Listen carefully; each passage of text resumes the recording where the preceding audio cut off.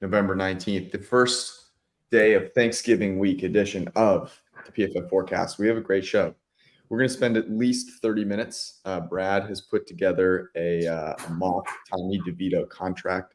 We'll dig into that. We'll see whether it becomes the biggest contract in the NFL. We're also going to rank quarterbacks, top 5 quarterbacks in each conference. And then, of course, it's a big week. We have no more buys. We have Thanksgiving games. We have a Black Friday game. We're going to guess all of those lines. It will be a great show. Let's rock.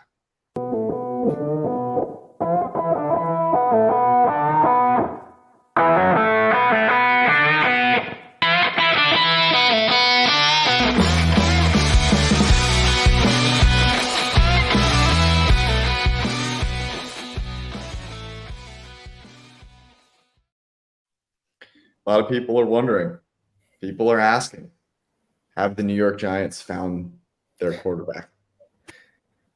Brad, your thoughts? I mean, Tommy DeVito now has as many multi-touchdown games as Kenny Pickett. So that's a first-round pick we're talking about, that Tommy D is right in lockstep with. I think the answer is a resounding yes. Tommy DeVito or Josh Dobbs, next quarterback of the New York Giants. Arjun, your thoughts? Yeah, I mean, I thought DeVito played a fine game. I do think it came against a G5 defense in the Washington Commanders, but we can look past that and appreciate that he did throw for 246 yards. If he did throw for 4 more yards, I think there were a lot of people of the press sitting on a nice, juicy 170-1 SGP ticket, courtesy of our good friend Judah Ford gang. But that's okay. We'll look past that. Great win for the Giants. I'm sure there's fan bases like the Bears, the Patriots, who are happy about the Giants winning, pushing them out of or away from the contention for the first overall pick. But even if the Giants get their first overall pick, I mean, who's to say they would take Caleb Williams or Drake May over Tommy DeVito at this point? It's a very good question. I mean, we have serious question marks about Caleb Williams' mental abilities, right? Seems to get flustered easily. Can't say the same about Tommy DeVito. Tommy DeVito going through the fire and coming out looking strong. Drake May, I mean, North Carolina media has nothing on the New York media. So I don't know. Let's talk about some real quarterbacks because I think there's been a lot of interesting quarterback dynamics. Obviously, a ton that have gotten injured, but we've also seen like some weirdness in terms of who's actually played really well this year. You've got CJ Stroud potentially in the MVP discussion. And you've had some quarterbacks that we're accustomed to seeing play really, really well, maybe slip a little bit. So we're going to rank the top 5 quarterbacks in each conference. We're going to do a conference by conference. Which one do you want to do first, fellas? Let's stick with our guy Tommy D. He's going to be in all of our NFC rankings. So let's go with the NFC first. Look, the Commanders traded both their edge rushers and had 7 different players that had a sack and a tackle for loss today. And Tommy DeVito took 9 total sacks against a team that just traded with their 2 pass rushers on the exterior. I say we go NFC first. I don't want to go first necessarily. I feel like I go first in the rankings. I want to sit back a little bit, let it percolate, let it marinate, and then jump into the mix. All right, Arjun, you came up with this concept, so you get to go first. We'll do the NFC. Let her rip. Brad is red too. Judah asked me to do a shirt reveal. Yes, this is in fact the Vanderbilt basketball 2012 SEC champs. Wow. Took down Anthony Davis and the Wildcats. Never forget. Oh, yeah. The Doors. The Doors, baby. This podcast is off to an incredibly hot start. Yes. So number 1, obviously got to go with Josh Dobbs in the NFC. Just absolute baller. I'm playing. Okay, so number 1 for real, Dak Prescott. Number 2, I have Jalen Hurts. 3, Kyler Murray. 4, I'm probably going to get some shit for this. I still have Matthew Stafford. I'm a believer. 5, Purdy. Well, I'm not counting Cousins or any quarterback that's like injured and not playing right now. So I think Cousins would be above Purdy in this situation, but he's not in my top 5 for now. Sorry, repeat. I think you cut out a little bit. Repeat your top 5. It's Dak. Yeah, Dak, Hurts, Kyler, Stafford, Purdy. Okay. All right, Bradley. Yeah, so pretty much the same. I think the big one for me though is before this season, I had Dak ahead of Hurts as well. I have changed that this season. I do think Hurts, even with the injury, has shown a lot of high leverage moments, has made big plays, down scores, the rare times the Eagles are trailing in games. I think he's shown he can throw to all levels of the field, can play inside the pocket, can roll out, can make plays out inside of structure, outside of structure. I get his supporting cast is awesome, but I mean, Dak Prescott this season has also had great play from pretty much the entirety of his offensive line. Right tackle with Terrence Steele has been shaky a bit, but now that you have Brandon Cooks with CeeDee Lamb, is it Devontae Smith? AJ Brown? No, but long story short, I think I now have Jalen Hurts as the number one quarterback in that conference. So I will go Jalen Hurts, but then Dak Prescott, and I frankly think those two are like it's teardrop of a large degree. I then do have Kyler, Purdy, and I didn't do the injury, contention. So I had Kirk, but I guess it would be Stafford if I was factoring in guys that are not playing right now. I have Hurts number one as well. I think the difference for me between Dak and Hurts, honestly, is the rushing. Like it just is an X factor. Not necessarily like the tush push piece, but all of it kind of combined. And then additionally, I feel a little bit more confident in Hurts's floor being higher. And I've seen, I think, Hurts' performance against quality teams. Not that Dak hasn't, but I just feel more confident about Hurts showing up in big games. I say that and maybe lay an egg on Monday night. I'll go Dak too. I can see the case for Kyler. Kyler took a bunch of sacks today. Still doesn't look back to me. I think Purdy is number 3. Jared Goff should be in the top 5. His performance today was honestly one of the worst things I've ever seen. He threw 3 interceptions that were Mac Jones-esque and tried to throw a fourth that should have been a pick 6, like inside the 5, and got dropped. So I have him outside. I will go Kyler ahead of him. I think this is where I would put Kirk at 3 if he weren't hurt. Just to be clear, and then I will go Kyler at 5. I think Stafford. While I am a Stafford believer, it does not look particularly right, and I just worry about his longevity. But I think you could argue the Kyler Stafford there. I'm not sure there's a big difference between them. So that's where I'll go. Let me ask you guys about this, because the Purdy thing, we had this conversation a few weeks ago. Purdy looked amazing today. I think he's looked good with team back to full health. What more do you need to see from Brock Purdy before he's in the MVP discussion? I mean, I think it's going to be hard to get into that conversation. You just have the coach of the year. You have all the supporting cast players. But I do think the beginning of the season, people were way too high on Purdy. And then I think even in their bad games where you had the turnover, regression, all of those things, people swung way too far the other extreme. Like, he was pushing the ball down the field today. He had 2 big-time throws that I saw. He was 8 of 10 for 230 yards and 2 touchdowns on throws, 10-plus yards downfield. And again, Brandon Ayuk was streaking wide open for one of those plays or 2 of those plays. But, I think at this point, if you still think he's just a Kyle Shanahan, play-action merchant, Jimmy G-type quarterback, I think you just made that decision and are refusing to accept new evidence that that's not really the case.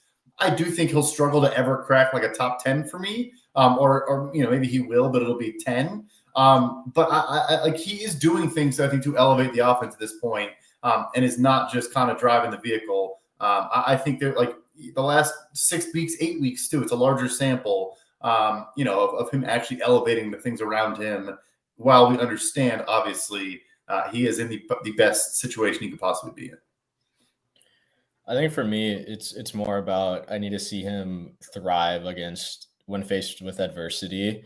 All of their wins, I think they're it takes credit to him for building that lead, obviously, but going against the Bucs bottom 5 pass defense, it's not hard really. And in the games they've lost, he hasn't really been able to string together drives that end up with putting together points. I don't really even know if Purdy this year or even last year has won a come from behind victory where they were down double digits at any point in the game and came back to win. I think that's what I need to see, just because I think he's always had the luxury of playing with an elite defense. I know they've kind of regressed a little bit this year, but it's still a very good unit. And now they traded for Chase Young. So yeah, just playing against more adversity. That might never happen because that team is that good. But for me to like really consider him in the top as a top 10 quarterback overall, or even in the MVP conversation, I think he needs to have that like signature win where he comes from behind and snatches the game away from another team. I mean, I think it's as simple as this. Like the Niners, when everyone's healthy, have the best offensive supporting cast in the NFL. And I don't think it's that close. I mean, I think you could argue with what the Eagles have, also very good at full strength. They were down Trent Williams. They were down Deebo Samuel. They still had Ayuk. They still had Kittle. That offensive line, though, without Trent Williams is not very good. Here were Brock Purdy's passing grades against the Browns and the Vikings on the road and at home against the Bengals. 41.4, 61.9, 66.1. Last 2 weeks against the Jaguars and then at home against the Bucks, they've been 91 against the Jags. And then this week it'll be somewhere in the high 80s, pending review here. So he plays really, really well when he's got everybody. And I don't know that there's a defense necessarily that can stop the Niners in that situation. And that's why I think he's firmly beneath those other two guys. Am I saying that without their supporting cast, Dak or Jalen are like impenetrable? Not necessarily, but I do feel a little bit more confident about them. I do think it's very interesting, though, like how many quarterbacks we actually feel are somewhat impervious to their ecosystem around them. That, I think, is a good transition to the AFC. So let's go ahead and rank the AFC here, and then maybe we can have that conversation. Like, how many of these guys do you think we could actually do anything with Patrick Mahomes receivers? Arjun, why don't you lead us off? All right, I got Pat number 1. I got Justin Herbert number 2, Josh Allen number 3, Coleridge, Stroud at number 4, and then Trevor Lawrence at number 5. Coleridge, love that. Cole, I mean, look, I respect it. He was throwing some gifts up today. He was in the holiday season today. Our boy Coleridge Bernard. But anyway, I respect it. Mine's pretty chalky here, but I'm going Mahomes 1, Allen 2, Burrow 3, Lamar 4, and Jay Herbo 5. I mean, what Herbert's receivers did to him today was an absolute travesty. I think we had 6 drops on first review. Quentin Johnston, I tweeted out, had fewer receiving yards than 4 rookie Packers players today, none of whom were first-round picks, by the way. But anyway, yeah, I think it's pretty chalky, but I'm going with that. That's my top 5. Real quick, I totally forgot about Lamar. I don't know how. I have him right below Herbert, so it'd be Pat, Herbert, Lamar, Allen, Stroud, T-Lod at the top 5. My bad. No Tua, and no Allen for you, Arjun. Allen's 4 behind Lamar. Okay. He had no Burrow. Is Burrow 7? Who's 7? Well, I would put Burrow above injury T-Law. thing? Fair. I put Burrow above T-Law, but he's hurt. So Gotcha. Okay, this is tough. But it's Mahomes clearly at number 1. I am still gonna put Allen at 2. I don't feel great about it, but I will put him there. I'm going to go Lamar 3. I think in 4, this is where it gets tricky. I personally believe that Trevor Lawrence is the 4th best quarterback in this division. I think he's being held back by a pretty atrocious scheme overall. But I think Lawrence, I'm going to put Lawrence there in 4, and then I'm going to go Herbert in 5. Stroud came back to earth a little bit today. Made a few throws down in the red zone that weren't great. And to be quite frank, as good as I do think Stroud is, I think he's got one of the best, schemes there, which is really helping. And he's got Tank Dell. So that's my top 5. How many of these guys do you feel are actually kind of, supporting cast agnostic? Go ahead, Arjun.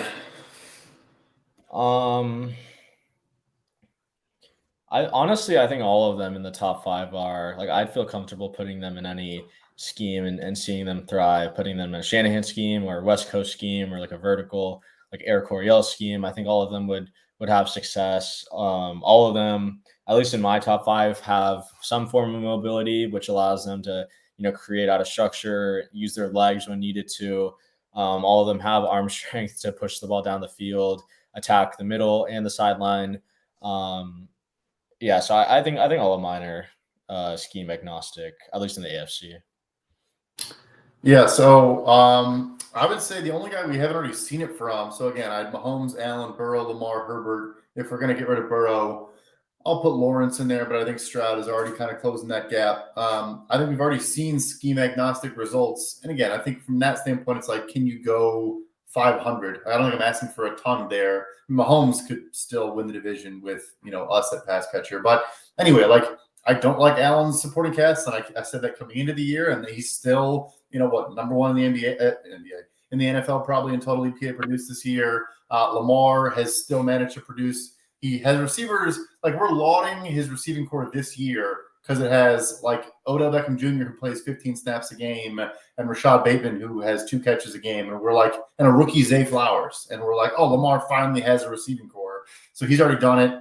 And yeah, Jay Herbo, had a 50-yard touchdown pass to, I'm not sure if Stone Smart's a real person still. I'm still doubting. He might be. I'm not convinced what I saw today. Call me Tiffany Gomas. Like, that guy might not be real. But anyway, I think all those guys have already kind of shown it. Burrow hasn't, because he obviously stepped into, T was in his draft class. Jamar was there by the time he was healthy and actually playing again.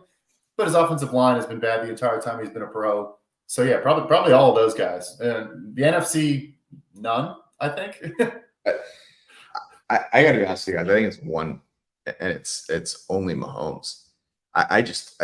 None of these other guys are consistent enough in doing every part of the game really, really well. Now, I know that Mahomes has played, you could say, not as well to start this season, but like that doesn't, we've seen enough from him.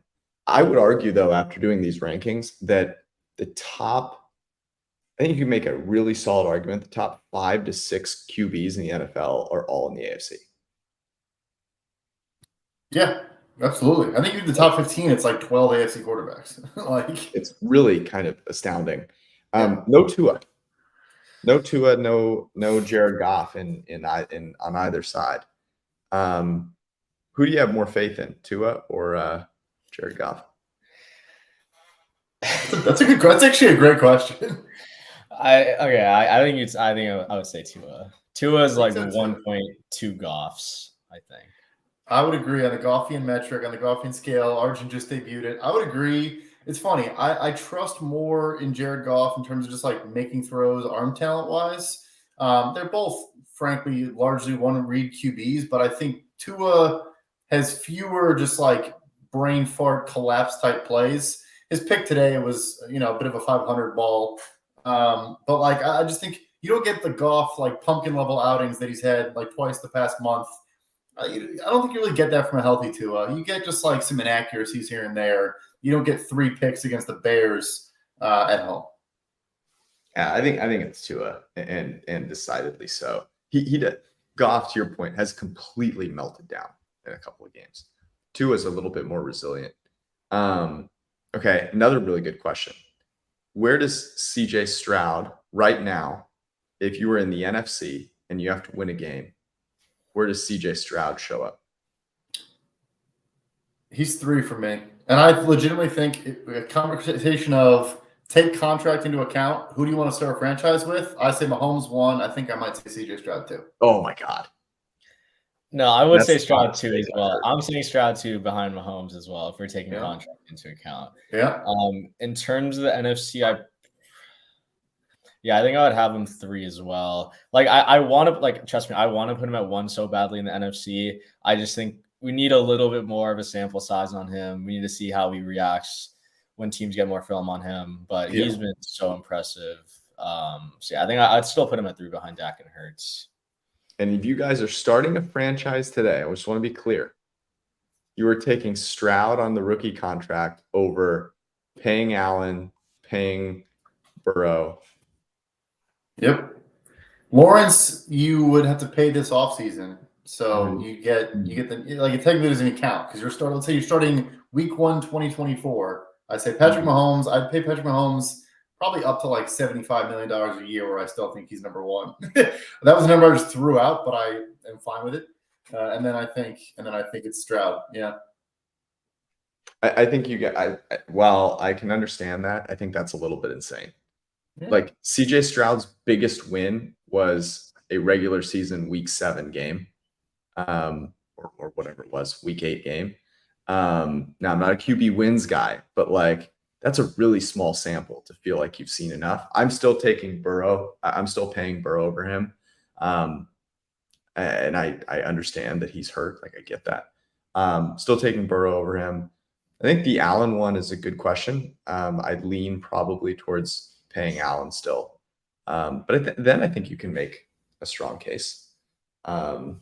Just the tools of those guys and what they've shown thus far, I feel like is just so far out of his world.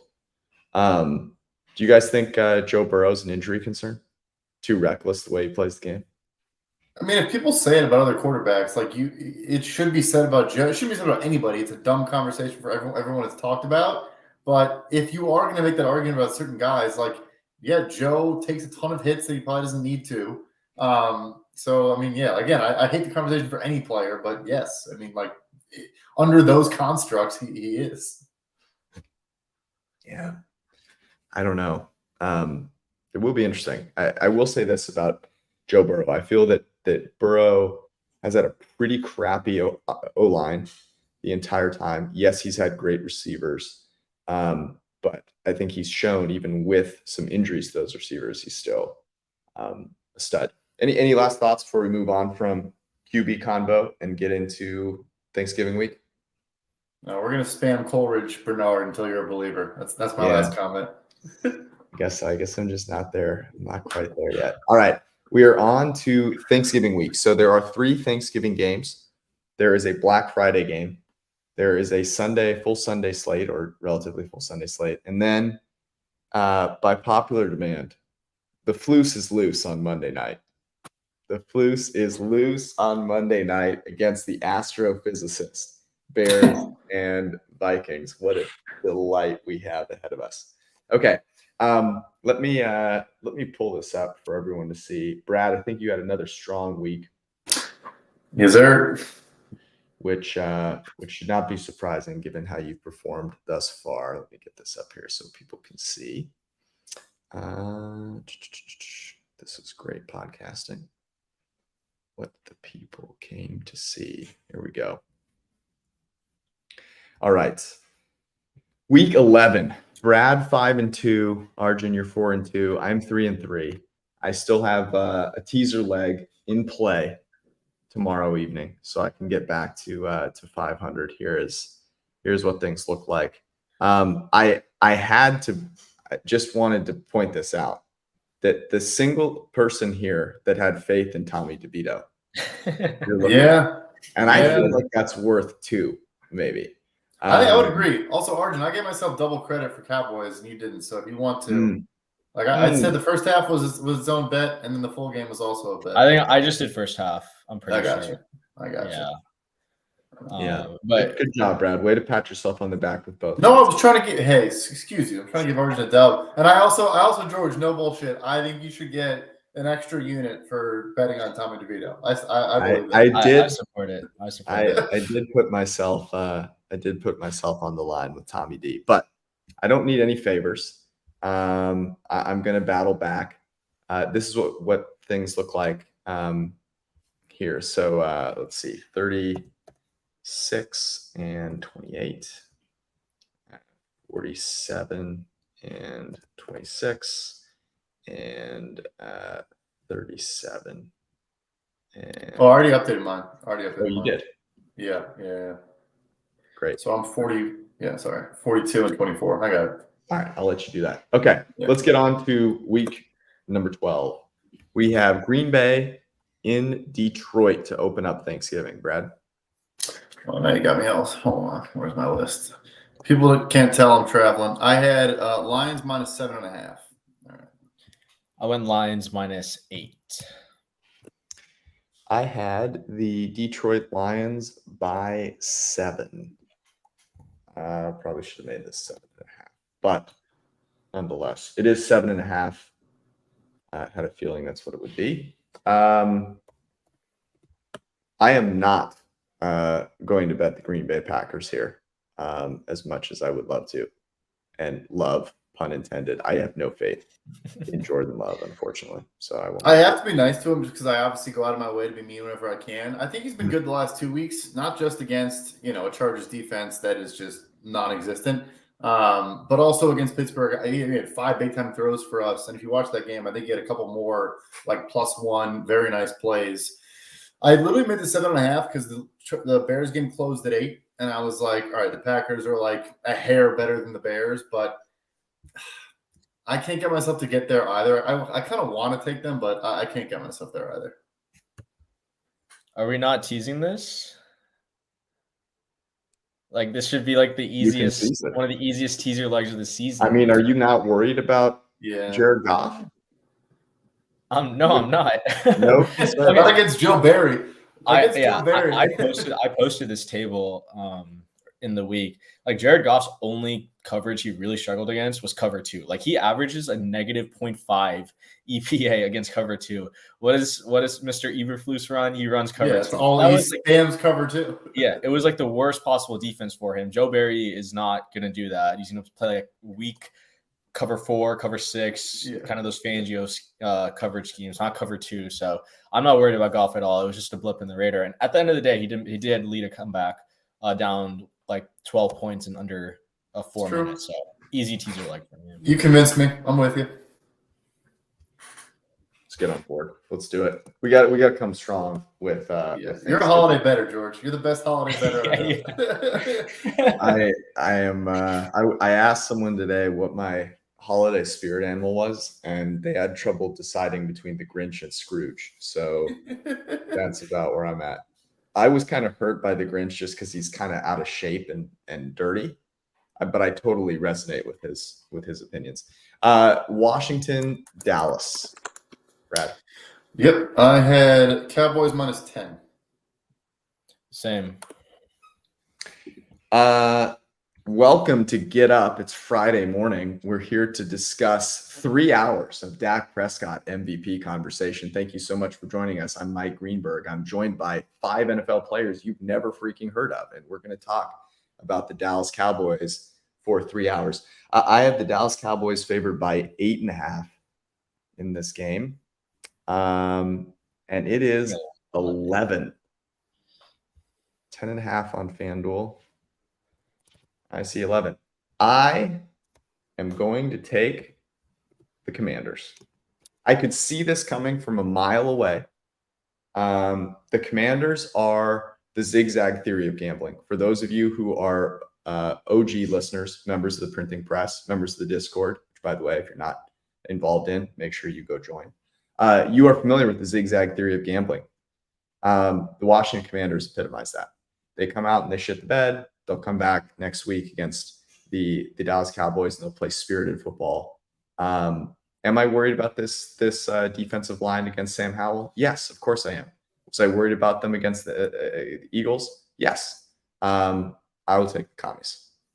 I'm joining you. I'm on 10, but 11's an overreaction to today's games. Like I said, I mean, it was an ugly game. You had 6 turnovers, though. Howell had 3 picks, one of which was like she was trying to throw the ball out of bounds, and which I know sounds like not a good thing, but just a fluky bad pick on the pick 6 to Isaiah Simmons. And then he had 4 fumbles, 3 of them lost fumbles. So, like, that's just not going to happen 2 weeks in a row. I'll join you on Commies. 11's too many. Well, I just want to share some things just about the Cowboys because I think, like, I don't – we're still kind of – well, we're like more than halfway through the season. But I do think there's certain splits for teams that make a lot of – that, like, I think show a signal. So the Cowboys this year, they're 4-0 against the spread at home. They have an average margin of victory of 27.5 at home. They also have an average they cover the spread by about 18 points when they're at home. So this is like the best home team in the NFL. We know they can get home rushing 4. Sam Howell took another 4 sacks against a pretty, like mid Giants front 4. And, the Cowboys, I don't know how many times they sacked Bryce Young. I'm pretty sure. Okay. The funniest thing, I think I saw Bryce Young get sacked like 3 straight plays on one drive. It was like, so Bryce Young got sacked 6 times, right? Commanders' offensive line is at like almost as bad as the Washington offensive line. So I think you probably have a lot of faith that like Howell's going to be dealing. Otherwise, like you're kind of fading the best home team in the NFL right now, which is the only thing that worries me.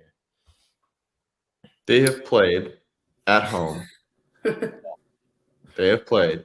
You ready for this? The New York Jets, the New England Patriots, the Los Angeles Rams, and the New York Giants at home. But are the Commanders better than any of those teams? Yes. Yes.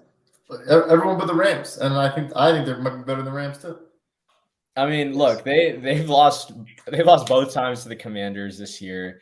They like squeaked out a win against the Patriots, where Howell did play well. And who was the other team? They've been competitive against the Eagles in both games. Yeah, but then they also lost versus the Commanders. So it's the Giants. Yeah, I see the Giants. Tommy DeVito. I mean, you can't. Tommy DeVito. You can't keep a DeVito down that long.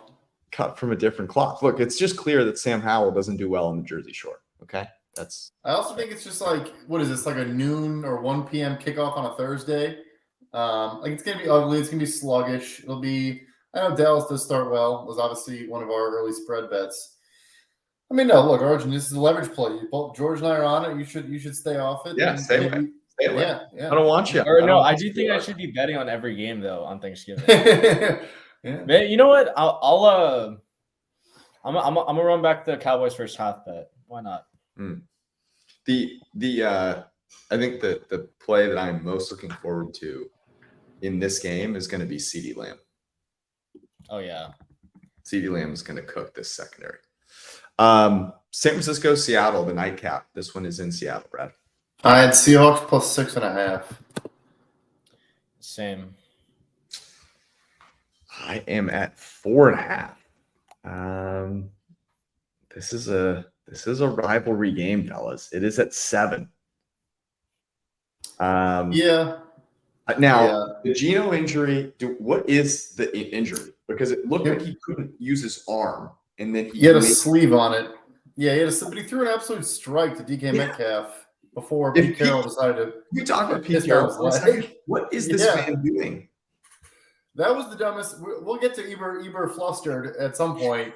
Pete Carroll.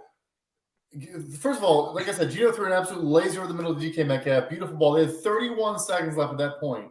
You run up and run a play and run a run play, a halfback dive to Zach Charbonnet, and then run the clock all the way down and kick a field goal, 55-yarder with Jason Myers in like a windy stadium. I don't know. The flags were on the flag. Dumbest decision I think of the day, which was a battle today. There was a lot of dumb decisions today.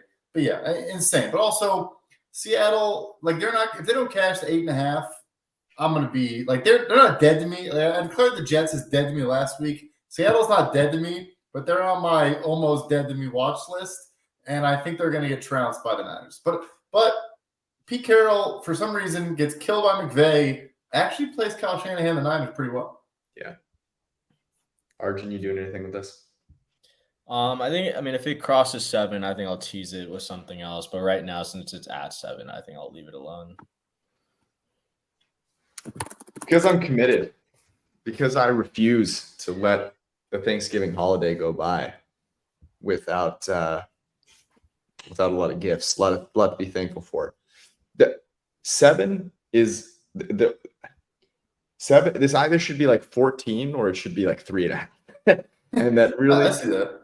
Like, it really just comes down to, will the Seahawks be able to make a decent enough move on offense, right? Like DK Metcalf is going to have to make some plays. Geno Smith is going to have to show up and be able to make some headway against the secondary. If not, then it's going to be a very, very long evening, and the Niners could win 42-7. But if And I believe that Geno and DK and that offense will be able to make some moves. Why do I say that? Because I actually thought Baker Mayfield and the Bucks moved the ball against that defense decently well. And so, look, short week. This is in Seattle. This rivalry is real. All these games seem to be, relatively crazy. So I will lean on the side of on a short week, with kind of this being basically a game that the Seahawks have to win to have a chance at the division. I think it ends up being a close game. So I'll take the Seahawks. Black Friday. Is Aaron Rodgers back for this game? What do we think? It's really Black Friday now that we have to watch Tim Boyle on Friday night in prime time. Arjun, you're Jets, man. I was just so triggered watching that, and then Boyle comes in, Garrett Wilson fumbles in the first drive. It's just like nothing goes right for that offense. Sucks. The turkey that people eat on Thanksgiving has more potential at quarterback for the Jets than Zach Wilson, and also has stronger ligaments than Aaron Rodgers.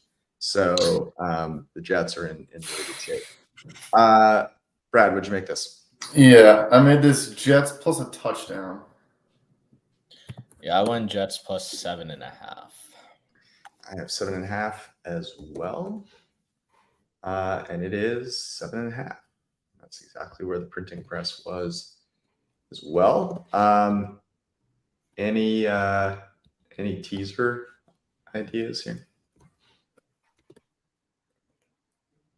Yeah, I mean, I think I'd probably tease it. Low total also. It's only 41.5. I do worry a little bit about Miami's offense in this game because I think at times they've gotten thrown off by physical defenses, and the Jets are super physical defense. We also didn't see this Jets defense play Tua last year. Both of the Dolphins games for the Jets, one of them was against Skylar Thompson, and the other one I think was against Teddy Bridgewater, or maybe both were against Skylar, but it wasn't Tua. But yeah, I think in general this Dolphins offense does struggle against physical defenses, and that's what the Jets defense is. So yeah, I will tease it, but I am a little bit worried about it, if I'm going to be honest. They were frustrating today. I mean, the fact that, of course, we had 4 points of Cleve at Dolphins minus 9.5. Yeah. And they had a touchdown lead the entire game, or basically it was like 4 points, 7 points, whatever. They just my thing with them is I don't know if Devon Achane plays now. Tyreek, I think, is probably fine. But yeah, we just got a question from Mike. I think he's fine. It was a hand injury, and he came back and had a bunch of big explosive plays after that. But just in the quick turnaround to a Friday, I probably should be fine teasing it, but I don't know. Yeah, I'm staying away as well. I think it's definitely my concern about Tua, but also the Dolphins and their inability to kind of figure out their motion offense on the road has been a real issue. So staying away.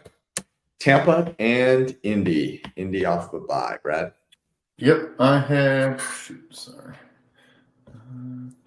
Colts minus 2.5. Colts minus 3. I've got the Indianapolis Colts. Where am I here? There it is. 2.5. And it is 1.5 at FanDuel. 2 at Circa. We'll call it 1.5.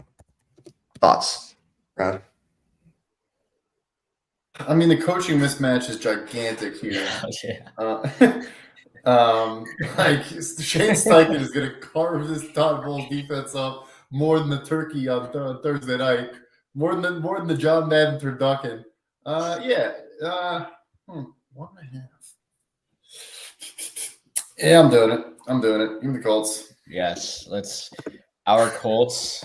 Colts also off a bye, so you get that extra rest. I think the one thing that worries me here is the way you have to beat the Bucks is through the air. They are a pass funnel. Levante David and Jamel Dean also left this game with injuries. Both are probably the best players at their position on that team, maybe like the top four on the defense in general. But I'm a little worried about the Colts, having to throw with Gardner Minshew to win this game. I also think they could run the ball if Levante David is out, and that forces Devin White into a bigger role. It probably won't be able to handle that. But I do like the coach. I mean, it's probably one of the biggest coaching mismatches, and Colts off a bye. I think we should be able to catch this one. Yeah, I do worry about this actually. I think to your point, that's how you should beat the Bucks. That's how the Niners beat the Bucks. I don't know, not super excited about Gardner Minshew doing that. I'm actually kind of intrigued on a Bucks teaser, but I'm going to stay away here. New England has the unfortunate task of trying to stop the unstoppable. Thomas DeVito, Tommy boy, Brad.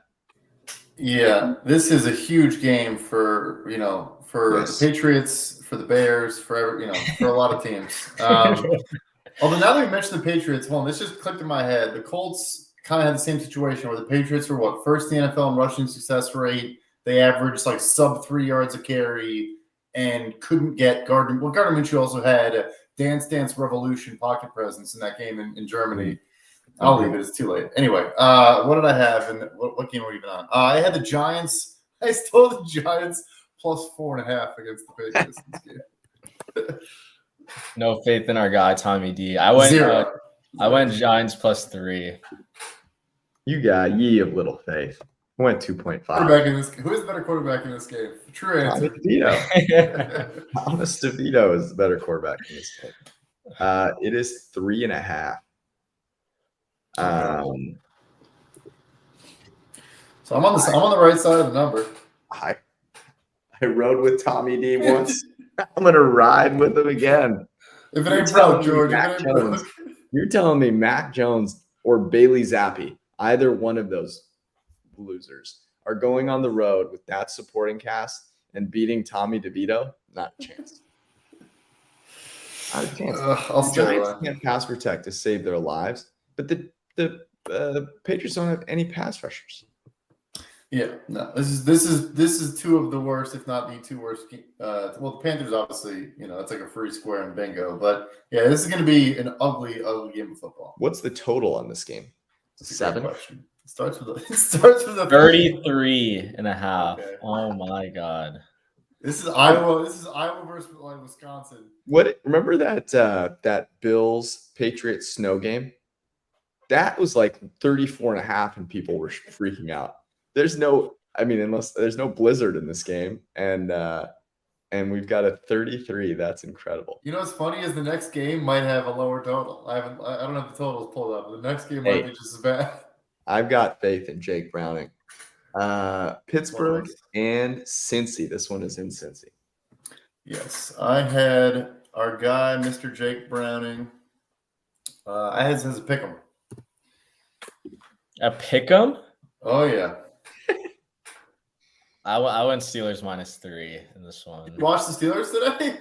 Don't laugh at me. I'm gonna be honest. Well, the total on that Browns Steelers game was 33.5. Also, I did not. 30, yeah. I'm gonna be honest. I did not switch to that on my Sunday ticket at all. So you missed nothing, Arjun. Yeah, neither did I. The only thing that I saw was Jalen Warren breaking a tackle and busting one to the house. He's actually good. I'm in the pick 'em as well. And it looks like it is interesting. So FanDuel, crossing 0 doesn't matter. Circa has it +1. DraftKings is Bengals -1 on DraftKings. Yeah, and FanDuel has it -1.5. I think Superbook. Jeff Sherman has it at Cincy -2.5. I think Arjun, I think you're just contractually obligated to bet on Kenny Pickett. Let's call it 1.5. I think that's also just. I have to. You have to. You got to. Congratulations. Yeah. But look. Go ahead. Sorry. This Steelers offense, for the most part, is predicated on explosive plays, just like throwing it up to George Pickens, Jalen Warren, 50-yard runs. Like that is what the Bengals allow on defense. And honestly, this is a game that Mike Tomlin will win. Like somehow he'll win. You get Jake Browning. Like, yes, Bengals will be at home, but I don't know. Maybe I don't know why I'm so off on this one. Maybe I'm just overrating the Tomlin voodoo, but I will be taking the Steelers in this one. No, I think the logic is there. Like you said, like the Bengals are the worst team in the NFL right now in explosive pass play allowed rate, and a bunch of other metrics. Their defense really has not been good. So I follow you. Also, the total is a bit higher. It's 35 on DraftKings. So congrats to these two teams. But yeah, I was gonna say, like, I do want to follow you on the Steelers thing, but Jalen Warren had 9 carries for 129 yards, and Najee had 12 for 35. Like, they just refuse. Like, if you flipped the draft round of those two players, if Warren was the first rounder and Najee was the UDFA, it would be 25-2. And like those, I just don't have enough faith right now in them actually making the changes and what they need to do. So I want to follow you on that one on Pittsburgh, but I just can't get myself to do it. Yeah. I can't either. I also thought Jake Browning didn't look as terrible as I thought he would. At home, I don't know if Higgins, is there a chance Higgins comes back?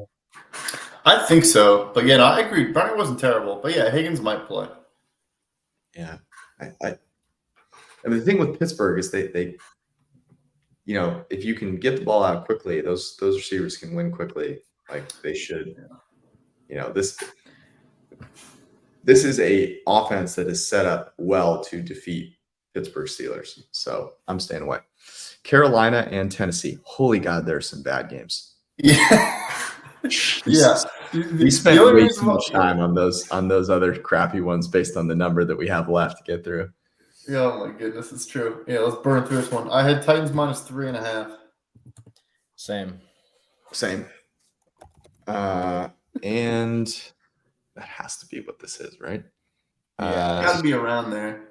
3.5, 4 There some it places. is. 4 at DK. Yeah.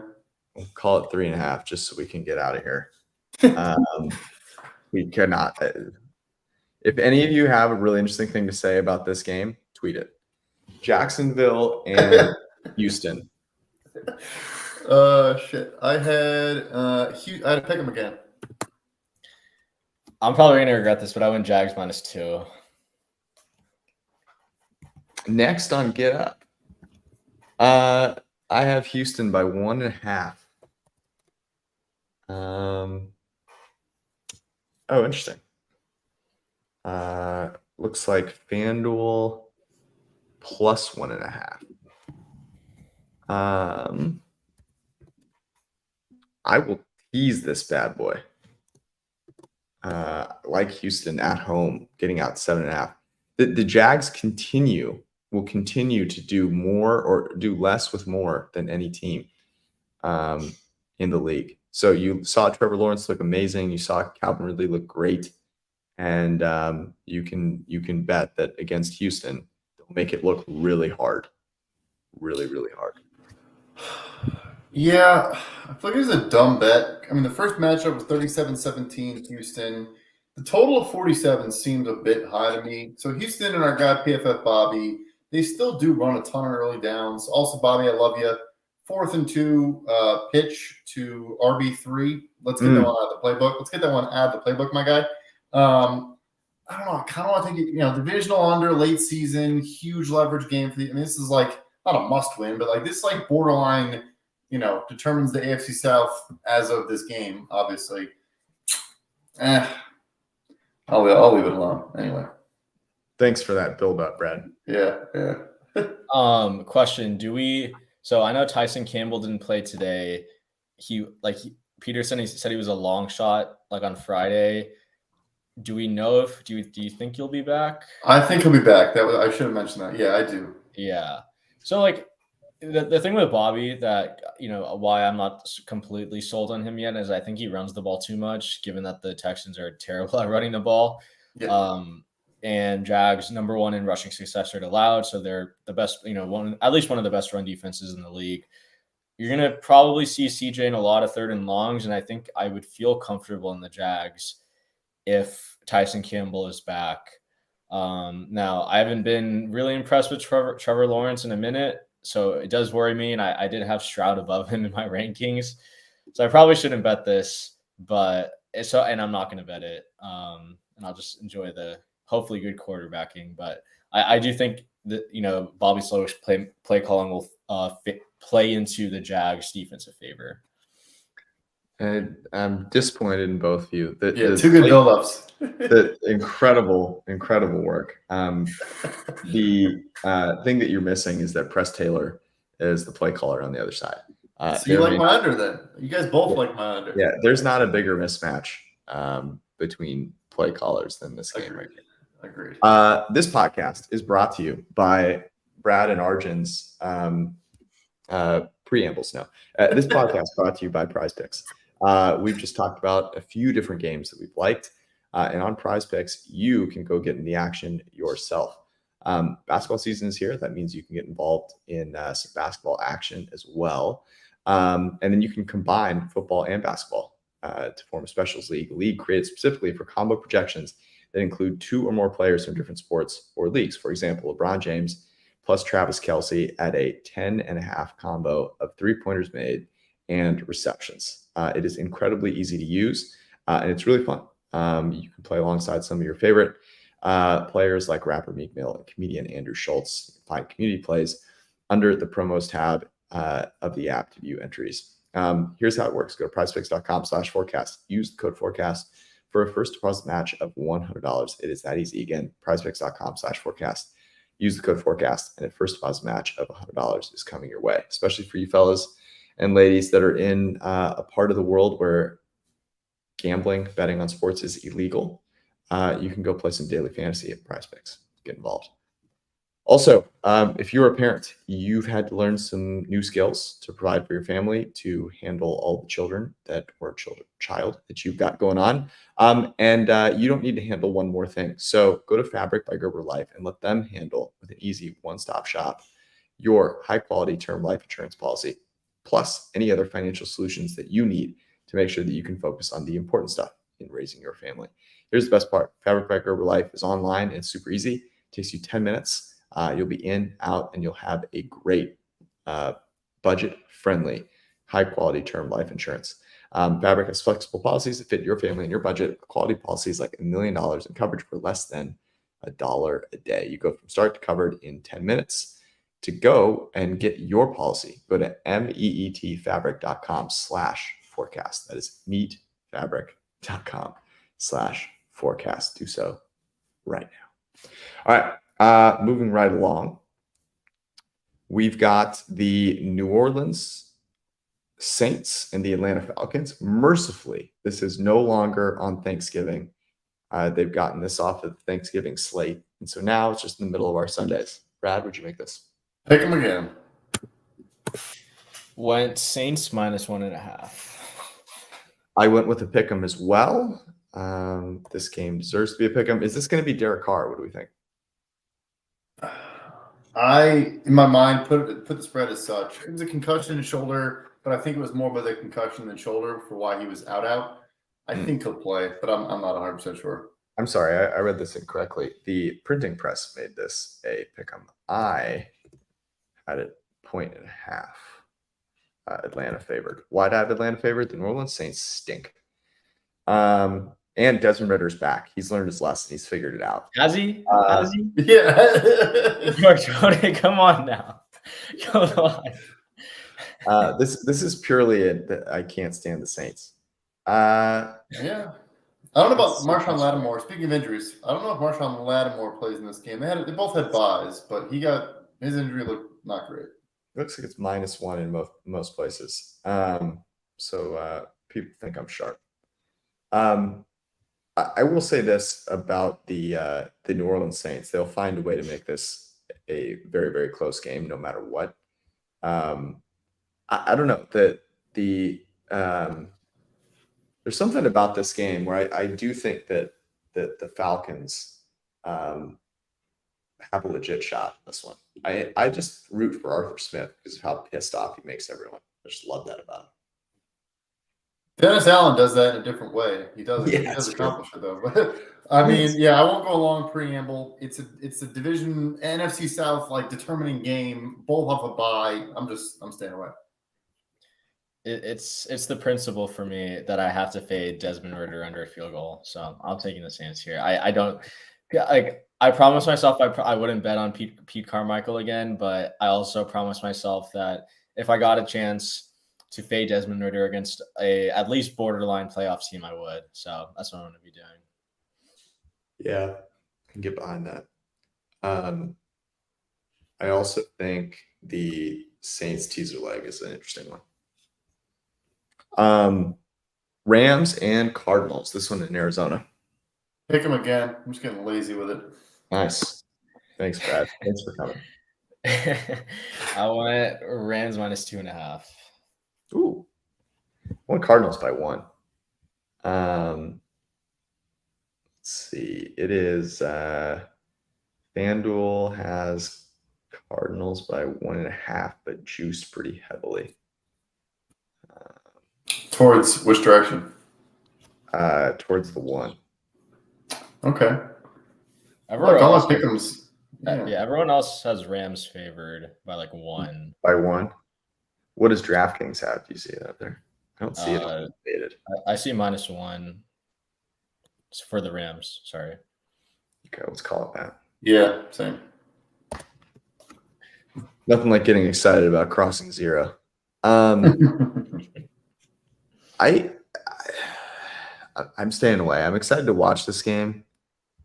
Rams were disappointing today, but frankly, so were the Cardinals. Yeah, I don't have anything on this one. Nothing. No thoughts.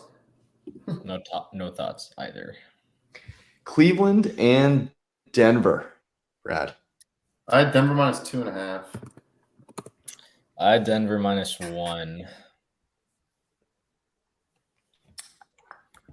I have the Broncos by 2.5. And it is looks like 1.5. Yeah, that's what I see. Dorian Thompson-Robinson on the road, huh? I watched as little of this game as I possibly could, but like Dorian Thompson-Robinson wasn't Kendall Hinton out there. I wouldn't say that he was Peyton Manning either. So I thought the game plan. I thought Stefanski was really like we talked about. I don't know if it was on this show, but like the Ravens game compared when Dorian Thompson-Robinson has to step in for Deshaun versus this game against Pittsburgh. And yes, different opponents. I get that, but the game plan was drastically different and clearly built around DTR strengths, spamming play action, ton of boot rollouts, QB power. Like it worked, and I know Denver. Like I think we can buy. I'm gonna fade Denver when the market's as high as it can be. I'm gonna take the teaser leg, the Browns teaser leg. Yeah, I want to fade Denver so badly because the turnover regression is not going to be, or it's going to hit at some point. Like the Broncos can't just keep forcing all these turnovers. Like I don't know why the offensive coordinators on opposing teams are calling the fumble plays or the interception plays, but I think Stefanski is sharp enough to know not to do that. I think the teaser smart, total of 36.5 as well. So I'm just going to find something else to pair it with. let's ride. I love it. Love the teaser leg. The Broncos defense is also terrible against the run. I mean, they are not even interested in playing run defense. It was so bad. Let me tell you how bad it was. It was so bad that Chris is on the broadcast. I can't remember the last time that there was a Sunday night game with either one of these teams. So, yeah, it was probably the first time he's ever seen Alexander Madison. And he's like, Alexander Madison looking good out here. He's breaking some tackles. And, like, this is literally the first game that Alexander Madison has even come close to breaking a tackle. So that tells you everything you need to know about the Denver Broncos run defense. I think this is I even kind of like, even though I had it at 2.5, I sort of am interested in Cleveland Browns money line as well. Also, real quick, like the Broncos, everyone's talking about the Chiefs, Bills, and I guess tonight's win. They averaged 3.7 yards per play against the Chiefs, 4.2 yards per play against the Bills and 5.7 tonight against the Vikings. Like they haven't actually done anything on offense in any of those games. Just like a couple splash plays, and you're not going to get that against the Browns. It doesn't really send a ton of pressure from a blitzing standpoint. Has an infinitely superior secondary. Well, not infinitely against Kansas City. Anyway, yeah, I love this teaser. Like They spent all this money on an offensive line. They can't run the ball to save their lives. That 2-point attempt was one of the saddest things I've ever seen in my life. That thing was so dead. And then they've like Russell Wilson. This offense is like Alex Smith on the Chiefs. Like they just like, I don't know. It's pretty tough to watch. Cortland Sutton's awesome. Free Cortland Sutton. Mm-hmm. All right. Buffalo and Philadelphia. This one is in Philly. I went Eagles minus 5.5. I went Eagles minus 3.5.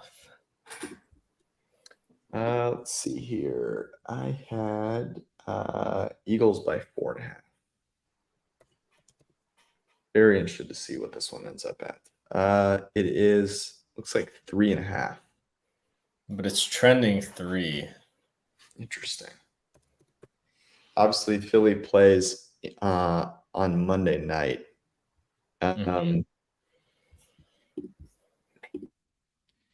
Pending there are no like injuries, I kind of really like the Eagles here. I love the Eagles in this spot. Also, if this sways you at all, I'll be at the tailgate in Philly for this game. I'm not going to the game, mind you. I'm just going to be at the tailgate. But I can still, I mean, I'm not going to the game because I got to come on the show, obviously, and not spend a bunch of money on those Eagles. But I'll be in the parking lot, gassing some brews responsibly. I'm taking the Eagles. I'd rather you down some brews irresponsibly, Brad, if I'm being honest. Well, I got to come on the show. But anyway, all jokes aside, I mean, I think they're going to bully this team on both sides of the trenches up front. The injuries, again, like we'll see what happens on Monday night. Because they had a bye, I'm less concerned about the short turnaround, of a day difference between these two teams. Philly just had 15 days off. They played you get a bye into a Monday, so I'm not really concerned about that. And the Bills, I still don't have a lot of faith in the Bills. Stephon Diggs did nothing today. Teams are just taking him out of game plans. And then the trench matchup is just not a strong one for Buffalo. Yeah, it's really rough. I think this is a great matchup for Philly. I might bet some alts here. Yeah, I agree with you. I think this has Demolition Derby written all over it. I'm with you for sure. Arjun? No, I'm just gonna lay off. Saving it up for your Baltimore LAC game, I see. Kansas City goes to Las Vegas to try and take down the great Antonio Pierce AOC combo. I had the Raiders plus 10. I went Raiders plus 9. Went 9.5. And it is 9s, it looks like. Arjun's over here lighting it up. I'm going to stay away from this one personally. I do have a belief that Kansas City's offense is going to figure it out, but I haven't quite seen it yet. So until further notice, not sure that the Chiefs are going to be covering huge spreads on the road. Yeah, I don't want to take Chiefs laying 9 on the road, but I'm going to head it at 10. Patrick Graham's legit. Always thought he was legit. The Giants' defenses he coached were good. Like, he doesn't get enough credit, I don't think. But I'm just waiting for this, like, Antonio Pierce vibes, Raiders vibes to go away. I'll stay away. Yeah, the Fighting Antonio Pierces are 3-0 now, I think, against the spread. Oh, yeah. It does worry me a little bit, Yeah, I'm there for it. All right, Sunday Night Football, Baltimore and the Chargers. Chargers plus 5.5. I went Chargers plus 5. I guess I love the Chargers. I had Chargers plus 3.5. And it is Chargers plus 4. Yeah. I mean, I think Joey Bosa's probably out for the season. He's definitely not Yeah. playing in this game. I'm taking the Ravens. That's all. I mean, the Chargers are dead. There's no way the team cares about a word Brandon Staley is saying in any way, shape, or form. I think you're going to get enough pressure against this offensive line of Justin Herbert to cause problems. All this Sim stuff McDonald does, it's just I don't like the matchup. I think you can attack the slot. We talk about a ton. The Ravens can put. I know they lost Mark Andrews, and maybe I'm not accounting for that enough, but they can put all three of their receivers that they want out of the slot, which is a cheat code right now against the Chargers. And they're just a more physical team. They're just going to bully them. Arjun had Herbert number 2 in his AFC rankings. Lamar's going to see that and be pissed about it. Oh, So I'm giving the bulletin board material Ravens right now. It's true.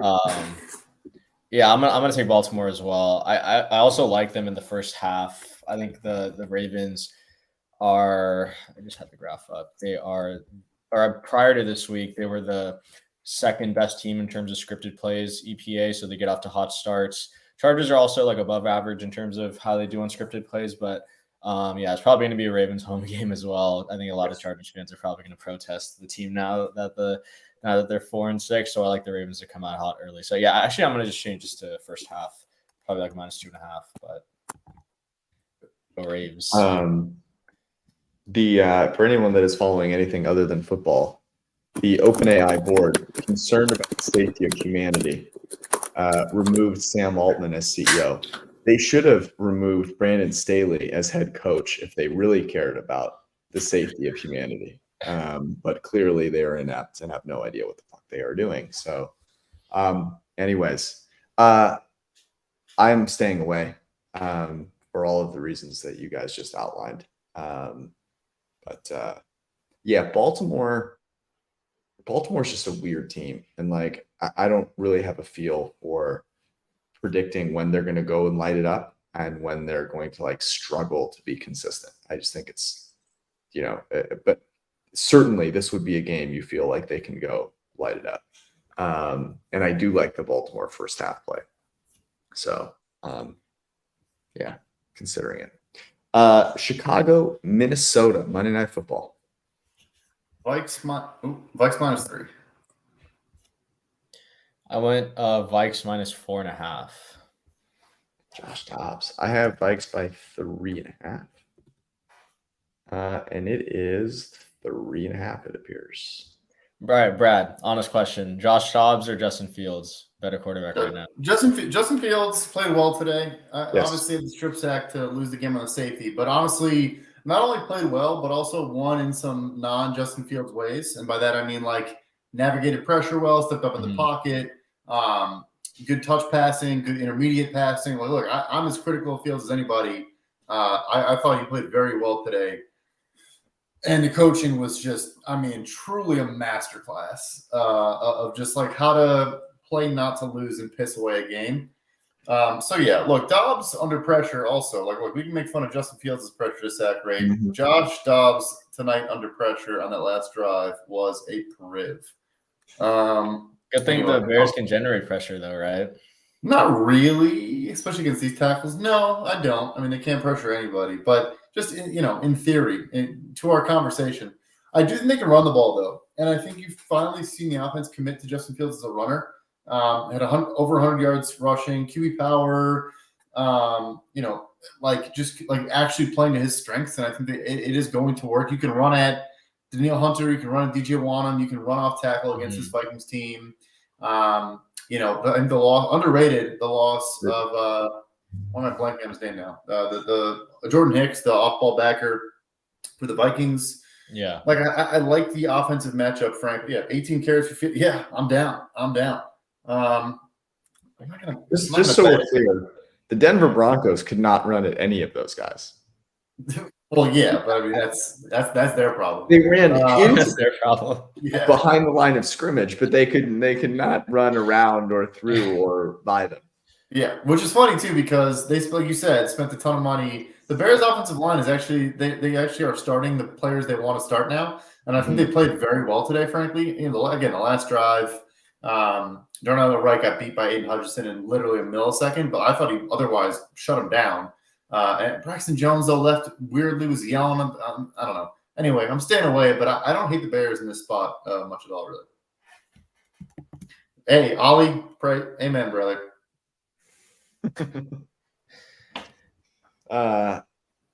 Man, I really badly want to take the Chicago Bears here. The Josh Dobbs thing, like first half of that game, first drive, I guess the second half is like, okay, like cool story. But to your point, Brad, like, I don't know, there were some really not great throws there. Do you think Justin Jefferson is back in this game? That's the thing too. Like, yes, I do. I think, but I'm not confident in that. So that would be my concern. If he is, I think you get a little bit of like, all right, we're gonna feed Justin Jefferson, and that would worry me because I don't think the great Flus is ready to stop Justin Jefferson anytime soon. So I will stay away here. Arjun, are you doing anything with this? Not now. I mean, it's 3.5 trending 3. So I think if it hits 3, I will bet the Vikings in this one. But at 3.5, I don't want to bet it with the hook. Makes the sense. All right. That was our show. We'll be back on Wednesday, Thanksgiving Eve, which is always one of my favorite shows because we have a ton of football coming the next day. So we'll have some same game parlays. It'll be a fantastic show with Judah. And we get some SGP builds. And then, of course, next Sunday night, we'll be able to recap it all. So come join us Wednesday evening, Sunday night. Enjoy your Thanksgiving week. We love you all. Peace.